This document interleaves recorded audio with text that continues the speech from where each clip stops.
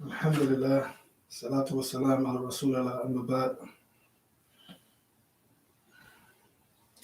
Now, alhamdulillah, we thank Allah subhanahu wa ta'ala for allowing us to, alhamdulillah, to return our souls and to allow us to wake up and to continue this tremendous series, this brief series on the hadith of the man who prayed incorrectly, the Sahaba who prayed incorrectly. And remember, for those who didn't catch the first video or the first class, we're coming from the book Bulugh al-Maram, all right, from the chapter which is known as the Babu Sifat al-Salat, and that is the Prophet's described prayer or the description. And we're dealing with the first hadith of Ibn Hajar al-Asqalani for this particular bab. All right, for this particular chapter, he mentioned a list of a number of hadith, but we're dealing with just the first one. And we're using the commentary of Sheikh Muhammad bin Salih al-Uthaymeen, rahmatullah ta'ala alayh. And we covered a lot so far, all right? And one of the things that we covered, that for those who are not familiar with this particular hadith, is the hadith that Abu Hurairah radiallahu anhu mentioned. It actually is reported in Sahih Muslim and Sahih Bukhari, but this version here is the one in Bukhari, as is reported is also reported in the Muslim, Imam Ahmad, etc., and many others. That a man entered, meaning a companion, he entered the masjid, and he send the salutations of Allah Prophet and he went to go pray. And once he got finished praying, he exited out of the prayer and he went back to the Prophet and salamed him. The Prophet returned the salams, and then he told him to go back because you had to pray. This happened about like 3 times. Then the man asked him, show me how to pray, teach me. So we reached up to the part of the hadith where it mentions the Prophet instructed them and told him, so after the Prophet told him, إِذَا قُمْتَ إِلَى الصَّلَاةِ, if you intend to to pray, all right, where you make a perfect wudu, and also make sure that you face the Qibla, all right, the direction of the Qibla. And then he told him, after that he says, فَكَبِّرْ, then make the takbiratul ihtiram. Make the takbiratul ihtiram. Takbiratul ihtiram, for those who don't know, that is the opening takbir, and that is a pillar from the prayer. That's not actually one of the wajibat, not like the other types of takbirat. The other takbirat is known as takbiratul intiqalat. They are known as takbir of movement. All right, so when you do the other takbirs in the prayer, that's just alarming that you're moving from one position to another. Not like the first one. The first one you have to do, or the prayer would not be established. There would be no prayer without it. You cannot commit to prayer without having the takbir ihtiram. So he told him to make the takbir ihtiram. That's what he intended by it, fakabbir. Then he told him to recite much is easy for you that you might have with you from the Quran. All right, Shaykh Uthaymeen says, ay ba'da takbir. All right, meaning after the takbir ihtiram, recite. He says, وَلَمْ يَذْكُرْ النَّبِيُّ صلى الله عليه وسلم استفتاحه إِمَّا الرَّفْكًا بِحَالَ هَذَا الرَّجُلِ لِأَلَّا تُكْثِرَ عَلَيْهِ أَوَامِرَ فَيُضَيِّعُ بَعْدَهَا بَعْضًا وَإِمَّا لِأَنَّ اسْتِفْتَاحُ غَيْرَ وَاجِبٍ. So he says, in this particular hadith, the Prophet doesn't tell a man about the opening supplication. Now, many of us, when we pray, we say the what? We say the takbir ihtiram, and then we do what? We say the opening supplication, which is to be said soundly and not out loud. All right, but the Prophet here did not tell this man to do that. So Shaykh Uthaymeen said the Prophet didn't mention the istiftah either for 2 reasons. One, either can have been the case the Prophet was being lenient because he knew of the condition of this man, meaning that he didn't know how to pray already, and he did not want to bombard him with a lot of different instructions or commands that he had to do within the prayer, which he will, because it's so many, he might cause some to go to waste. All right, one or the other. Or it can be the case that istiftah, the opening supplication, is not wajib. Okay, it's not compulsory. Saying the opening supplication in the prayer is not compulsory. Shaykh Uthaymeen says, "Well, I shak an istihad ghayr wajib." He says the second one is actually correct. He says because without a doubt we know that the opening supplication is not a compulsory component of the prayer. The code of Nabi Sallallahu Alaihi Wasallam, due to the statement of the Prophet himself, he says, "La salatu liman lam yaqra bi fatihatil kitab." And he says that there is no prayer for the one who does not read the opening of the book. All right.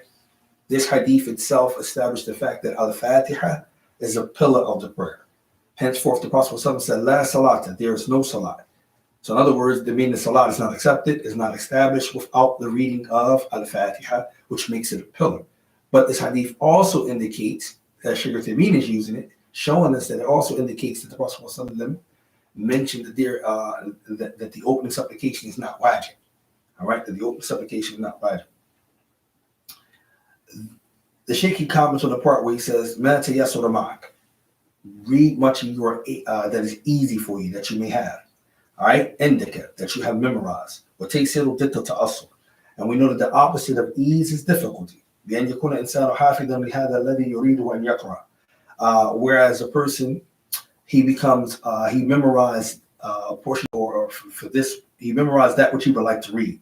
سهل عليه أن يقرأه, and it becomes more easy for him. So in other words, if a person has memorized a portion from the Quran, some surahs or something like that, if he has it in his breast, or she has it in her breast, it's easy for them to read it because they memorized it, right? So that was easy for them.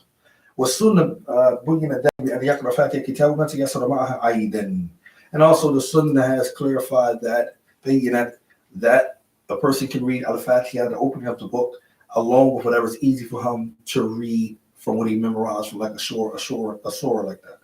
So when the Prophet said, "Min al-Quran, summiya Quran li annahu yaqra aw yatla," and this is one of the reasons why I like going over the different explanations of some of the ulama, especially Sheikh Muhammad Salih al-Uthaymeen, because he's not just going to just stick to the top of the hand. He's going to give you some added benefit that you might not even know. Now here he's getting ready to go into the fact of the meaning of the Quran. Okay, now how many of us really going to just daily basis know what the Quran means? I mean, some of us say we call it the recital. Some of us call it, it's the book of Allah. This is true. It is the book of Allah. But what do Quran mean? What do the word Quran actually means? All right. What did it entail? So here he says it is given the name Quran لأنه يقرأ ويتلى, because it is read and is recited. أو لأنه مجموع, or because it has been collected and gathered. أي مجتمع بعضه إلى بعض ومنه كرية لأنها مجتمع بعضها إلى بعض فقرأ يقرأ قرآن يكون من هذا الباب. He says there's nothing preventing us from saying that it is comprised of both of these things, that it is actually collected and is actually recited, because the Quran is read and it is recited and it also collected. He's going to explain what he means by collected. He says here, من القراءة التي هي تلاوة ومن القراءة التي هي جمع شيء. He said, and from reading something or reciting something, from reading something which is recited, and from reading it is also that which is gather something or gather the thing. We add the Quran masdar ala wazn fa'alan. And he just go into the Arabic word, what type of scale that this word Quran is on, is a verb or noun. All right, and it actually means either the doer, okay, or the actual object. When كان بمعنى فاعل, then it means that the kalam, the speech of Allah subhanahu wa ta'ala, gathers the legislated rulings, all right, as well as the belief, ijtima'iyya. Jami' li kulli shay. It gathers everything. And he said this can be strengthened and supported by the statement of Allah Jalla wa'ala himself when he said, وَنَزَّلْنَا عَلَيْكَ كِتَابًا تِبْيَانًا لِكُلِّ شَيْءٍ. Al-ayah. Allah says in Surah Nahl, that we have revealed unto you, O Muhammad sallallahu alaihi wasallam, the book, and it is a clarification or explaining therein all things. Al-ayah. And if it has the meaning of an object, then he said it's something that is read, and it's because the people read it or recite it. He says both of these are correct. It is suitable for both of these meanings, and there is no contradiction between them both. He says, فَهُوَ قَارِئٌ أَيْ جَامِعٌ لِلْأَحْكَامِ. He says, for really, it is a qari'u. It is that which gathers between the ahkam, which the ummah of Muhammad sallallahu alaihi wasallam is in need of, and it's also come with the meaning of reading. So therefore, it's ismu fa'il wa ismu maf'ul. وَقُرْآنُ هُوَ كَلَامُ اللَّهِ عَزَّ وَجَلَّ تَكَلَّمَ بِهِ حَقِيقَةً. So then he goes into a very important point dealing with the Quran as far as Aqidah. So you have to understand that the belief is very vital. So sometimes one of the best things to keep stuff with you, like things that you memorize or things that you have learned, is to always keep going over them. So normally, if those are familiar with the explanation of Shaykh Uthaymeen, you will always see that when he talks about certain things, whether it's in tafsir or whether it's in fiqh, like here we're talking about fiqh. These are hadiths on ahkam, on rulings. Okay, this is a book of fiqh. All right, but there are hadiths of the Messenger of Allah that deals with fiqh, rules and things that you're supposed to do in terms of acts of ibadat.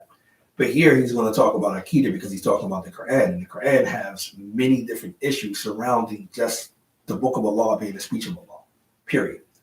There's many issues in and of itself that surrounds that. All right. So here he affirming that, and it keeps it fresh even with him teaching that. And this is something that we should always know. If we don't know anything about the book of Allah, we should know these vital points here about the book of Allah. One, that it is Allah's speech. All right. And that's very important to understand, that it's the speech of Allah. All right. And that Allah actually spoke with it in truth. All right. It wasn't made up. Jibril didn't get it from the air, because these are beliefs and concepts that's out there from different deviant groups who actually believe that Jibril got it from the air. It was an ibarah, and it's not actually the kalam of Allah. All right. And we talked about this in our Aqidah class when we was in Who Was Allah? We talked about Allah's speech. And we mentioned that the speech is from the sifat of Allah. All right. And it's also tied to his Mashiach, his will. It's from his attributes, but it's also tied to his Mashiach. He speaks when he wills, when he wants, how he wills, in a manner he wills. I mean, like he can choose to do whatever. We understand the speech is that. ليس عبارة عن كلام الله ولا حكاية عن كلام الله وليس مخلوق من مخلوقات الله. And it's not created. His speech isn't created. ولكنه كلام رب العالمين. And this is something that you must understand also. When we say the sifat of Allah Jalla wa Ala, and you say that the sifat, one of the qualities or the attributes of Allah is created, the sifat is a part of Allah. All right? The description of the quality is a part of Allah. So how would you say that part of Allah is created, but that his essence is not created? That doesn't make sense.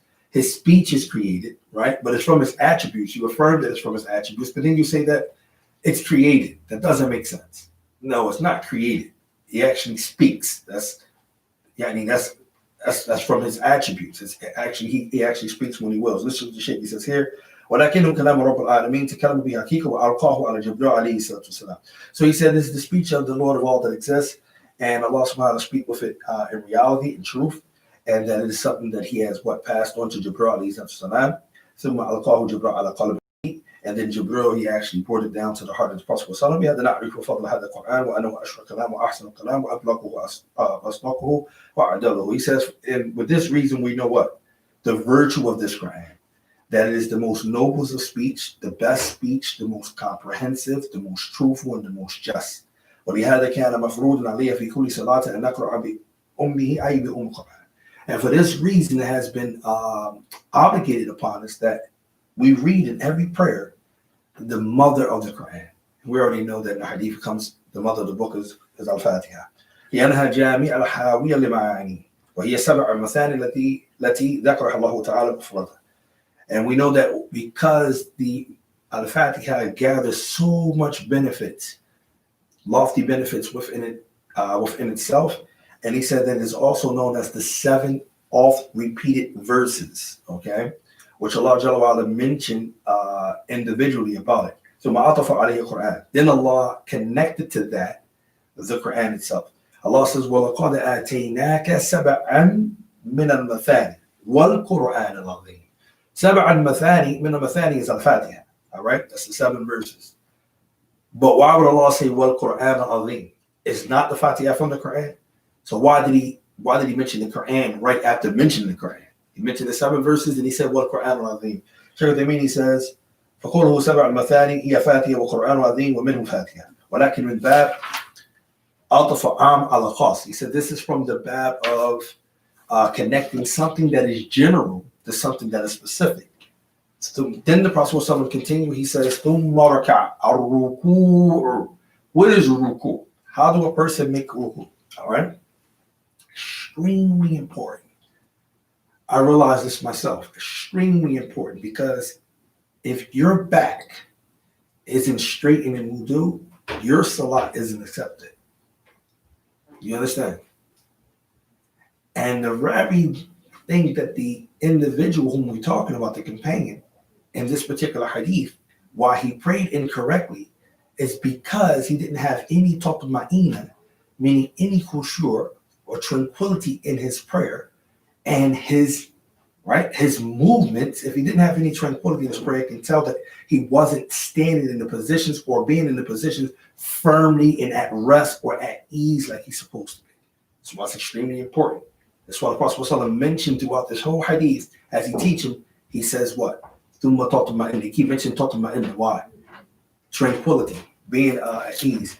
He says it is the bowing, but aligning the back. In other words, what a person is doing, he is bowing down. It's like customary when you see somebody bow down, you know how like they do in different parts of the world, like the Orientalists, they might bow down, or you see like people bow down to the king or something like that. It's like a thing of respect. The Sharia within Islam, though, doesn't allow us to do that for nobody but Allahu Jalla wa Ala.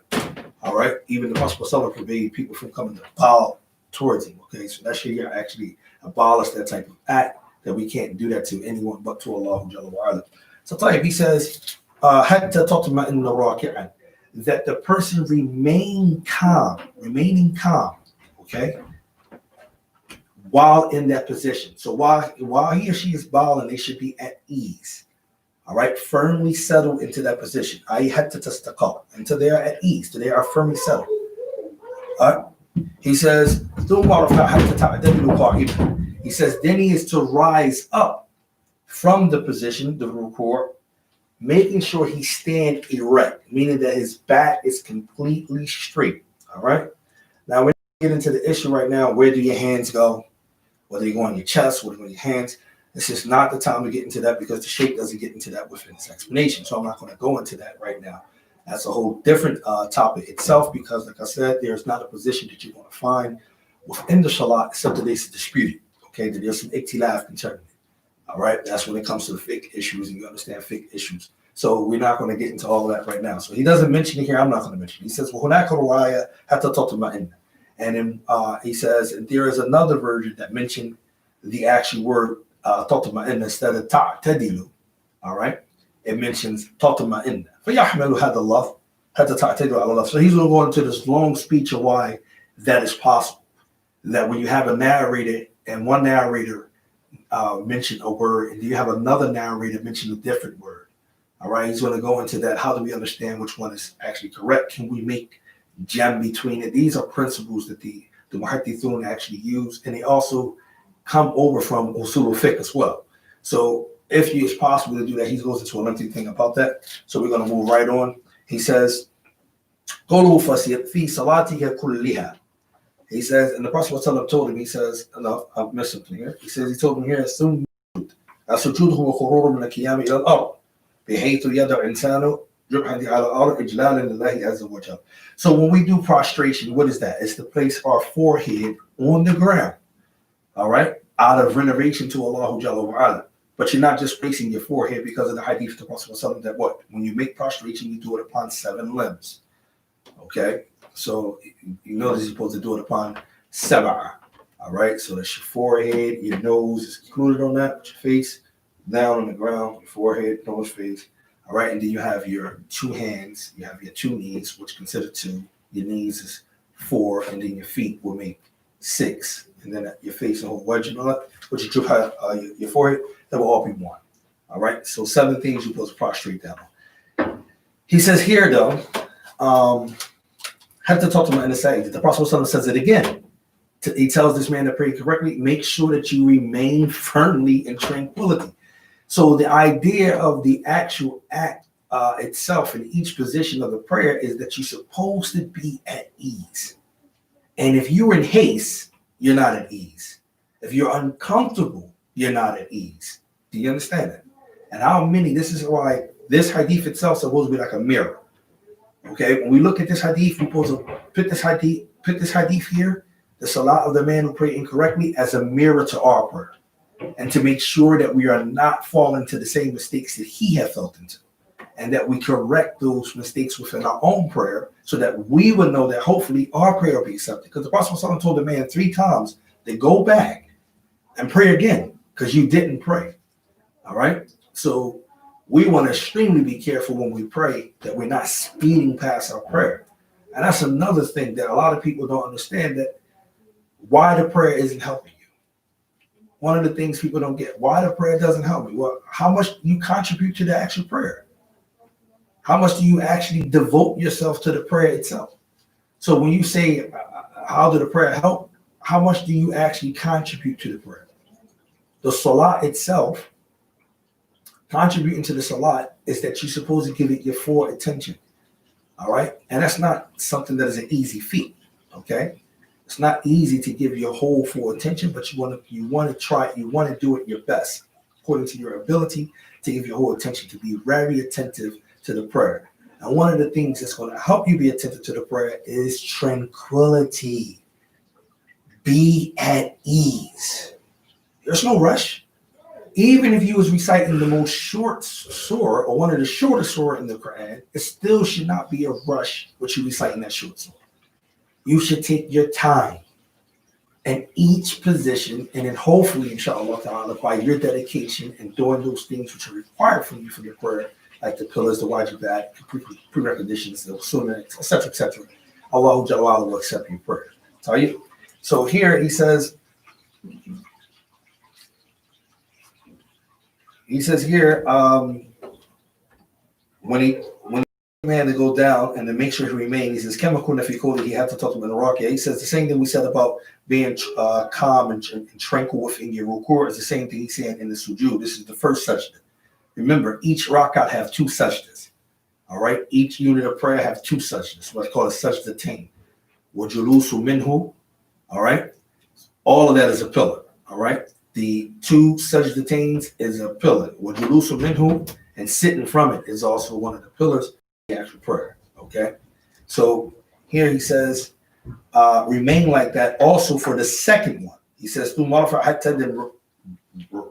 rise up from the first sajda, sit down in tranquility, be at ease, sit. Some people got bad knees, such as myself. I know that they're uncomfortable, so there are different ways you can sit in the prayer. All right, remember the model. One of the qa'idatul fiqhiyya, one of the maximum principles in Islam is that Allah Jalla wa'ala, yuridullahu bikum yusra wa la yuridu bikum usra. Allah wants ease for you, and He doesn't want difficulty for you. And one of the other things is that Allah Jalla wa'ala, that to repel a harm is better than what? Bringing about a benefit. But Allah wants ease for you. So the default thing that we should be thinking is that there is nothing in the deen that wants something difficult from us. All right, you should get that out of your mind. And this helps you also not to have bad thoughts of Allah. Allah doesn't want difficulty from you. He don't want to put any hardship on you. As He says in the Quran, multiple places, Allah Jalla wa'ala tells us that what? He has not made any difficulty whatsoever in the deen. All right? So, if that's the case, even when it comes to the prayer, if your leg is messed up, your knees are messed up, just like Abdullah ibn Abbas, when he got older, he got a little bit heavier, so forth and so on, he used to pray a certain way. All right? He used to pray a certain way. And sometimes that happens. Some people got gunshot wounds, some people got stab wounds, some people got different reasons why they may not be able to sit properly within the jalsa, okay? And that's okay because they have a legal excuse and a way to sit, but they have to make sure one thing though, that their back is straightened much as possible it can be, because of the hadith itself about the back not being straightened, that the salat is not accepted. So you want to try to straighten your back much as possible that you're able to fear Allah Jalla wa ala. So the Shaykh, he says here, he says, Thumma af'alu dhalik. Mushara ilayh. So what the Prophet is indicating here to the man, he's saying that when he tells him to do that, he means the reciting, the recitation, the bowing, meaning al-Fatiha, the bowing, the rising from it, the prostration, the rising from it, the second prostration, then rising up to the qiyam, the standing. أما التكبير فلا يدخل لأنه لإحرام فقط. He says, as for the takbir, okay, it is not included because it is ihram faqat. It's only talking about the first takbir, not the other takbirat. Okay, he says, قوله في صلاتك كلها. We get ready to stop. So he says, do that throughout the rest of your entire salat. The Sheikh said it's possible that what the meaning of this is في كل صلاة معينة, meaning in each salat that you do specifically. So if you're praying Asr, do this, what I just instruct you to do in Asr prayer. All right? And it's also possible that he means in all of the salawatu muqbila. وهذا ثاني العام. He says the second possibility is more it's more general. It's that which includes it's more general. ويكون معنى افعل هذا في جميع صلواتك كما فعلت في الركعة الأولى أو افعله أي افعله في الركعة الثانية وفعل exactly Salat al-Muqbala. He says, in other words, you do it in the rest of all of your prayers. Just like you did in the first rak'ah, you would do the same thing in the second rak'ah, etc. Akhrajahu sab'a. So this is the terminology. What does the author Ibn mean when he says it's collected by 7? All right, this is the terminology, one of the istilahat of the author himself, which he explains, I believe, in his introduction. Al-Bulugh al-Maram, what sab'a, what he means when he says that. All right. When he says Sab'a, they are Al-Bukhari wa Muslim, Abu Dawood, meaning the 4 Sunnans, Abu Dawood, the 4 Sunnans, Abu Dawood, At-Tirmidhi, and Nasa'i wa Ibn Majah, and then wa Ahmed. All right? So the 4 Sunnans, Bukhari and Muslim, and then the Musnad of Ibn Ahmed is what he means by Sab'a. For those who want to study Hadith, we're getting delve deep into this to understand this terminology, but this is what he says. هذا اصطلاح مؤلف رحمه الله. This is the terminology of the author. All right. So he goes into the different, what's the names? And we're going to pretty much.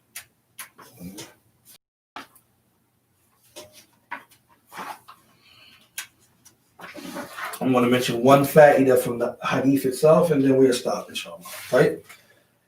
And this is another thing I like about this explanation here too, because it gives you fawaid, it gives you benefits extracted from the hadith. So after explaining the hadith, he comes back and gives you some benefits that can be selected from the hadith itself.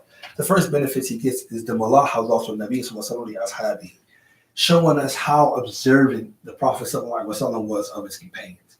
So the leader, his role and his responsibility is that he should be concerned with his followers. He should pay attention to his followers. You understand? So he's showing them Allah of the Prophet. The Prophet was concerned. He didn't just, was engaged what he was engaged in while he was in the masjid and seen a man come in the masjid and pray. No, that means the Prophet had to actually observe that man pray. And when the man got finished praying, the companion got finished praying, and he salamed the Prophet, he returned the salams, and then the Prophet did what? The Prophet he told him to go back and he didn't pray. So that means the Prophet was aware of his prayer. He was observing. He said, "Who alayhi sallam lam yajlis ashabihi yuhaddithuhum." One of the things that we know from the characteristics of the Prophet ﷺ is that he would not sit down amongst his companions, right, and discourse with them and have a conversation with them while being heedless of the people who enter into that gathering with him. Rather, he was observing who came to sit in the gatherings. لأنه صلى الله عليه وسلم رسول إلى الخلق, because he was the messenger to the creation. فيراقب أفعالهم ليهديهم الصراط المستقيم, and he observed their actions for the purpose of what? So that he can guide them to the straight path and that which they were doing. This is why one of the things of the meaning of hadith, okay, and the 3 things that we need to understand when it comes to hadith is one of the things is what? They call it taqririyah, the silent tacit approval of the Prophet. Why is that even a ruling? Why is it something that is wanted? Because the Prophet was observing of his companions. If they did something in front of him that he did not censor, all right, he didn't speak for it or against it, then that let us know that that act was permissible. Because the Prophet is obligated to warn his ummah from those things which are impermissible, those things which are disobedient. So the Prophet seeing an act being done, he had no problem. Just like the hadith of the Prophet in Khalid bin Walid, when they were presented a dish and it was lizard. The Prophet, he says, as for me, I don't eat it. My people, my land, we don't eat it. But he did not stop Khalid bin Walid from eating that lizard. That let us know that lizards is what? Permissible to eat. Do you understand? I remember it was a question that Brother Muhammad Ibn Munir, our brother Mufti, Hadith disciple, Hafidhullah, I remember it was a question he had asked us one day in the class. He was saying, how do we know that chicken, the daja, is permissible? How do we know that we can eat chicken? All right? Are there any hadiths that we know of that we can eat chicken? Because normally chicken is dirty. Chicken eat their own feces. You understand? Chicken is normally filthy. It eats a lot of this and that. So why is it permissible for us to eat chicken, but we can't eat pork? All right? And pork eats their own this and that. Why is the case? So he mentioned to us to do a bath, do our own little research, and he told us where to look, though, to find the hadith. It comes in Sahih Muslim. And that's because the Prophet ﷺ allowed his companions to eat it. Do you understand? He allowed his companions to eat it, which would be from those what?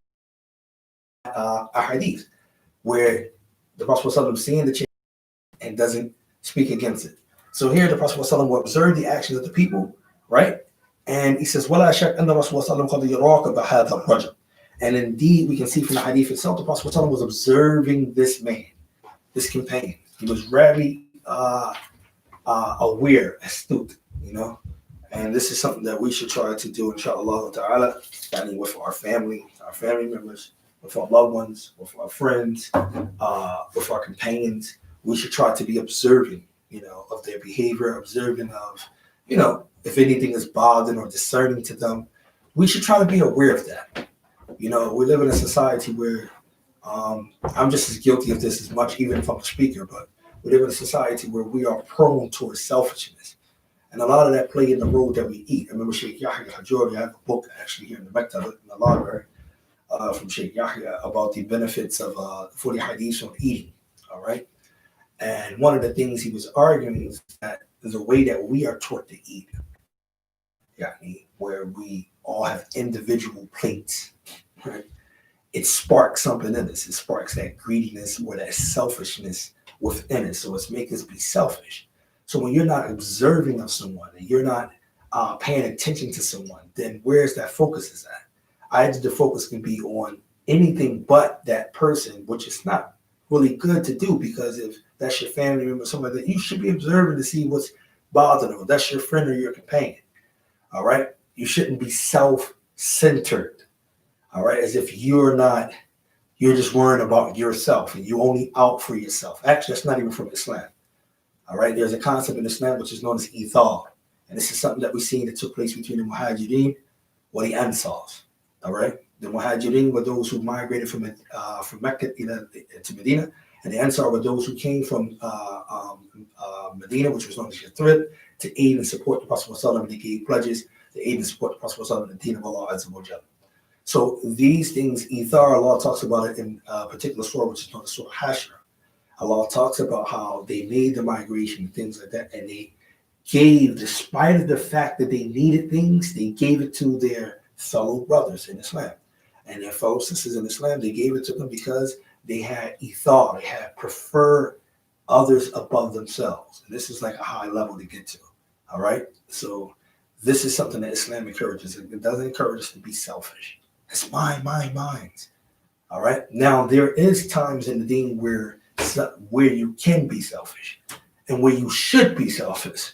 And that is like minding your own business. As the Prophet ﷺ said, what? That from the perfection of a person in Islam is that he leave alone that which does not concern him. You should be selfish in regards to your own actions, your own deeds, observing of your deeds, where you fall short at. That's where you should be selfish at.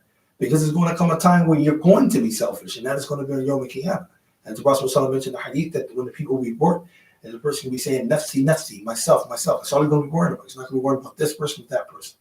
But in the dunya, you'll be worried about other people. I want to just bring that little small benefit. Whatever said was incorrect in our translation, that's me for myself and shaitan. Whatever said was correct from Allah. Thank you all for tuning in. Assalamu alaikum.